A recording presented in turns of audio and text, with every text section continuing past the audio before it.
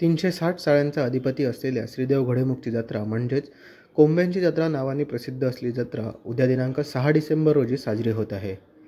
यानिमित्त जत्रेच्या आदल्या दिवशी मंदिर परिसर स्वच्छता करण्यात आली असून मंदिर व संपूर्ण परिसर भाग जत्रेसाठी सज्ज झाला आहे। हजारो भक्त या जत्रेला आवर्जून येतात। संध्याकाळी 6 वाजेपर्यंत ही जत्रा संपुष्टात येते। जत्रेला सर्वांनी यावे असे आवाहन देखील तिथल्या पुजाऱ्यांनी केले आहे। Madan Murkar, Konkan live breaking, Malewad.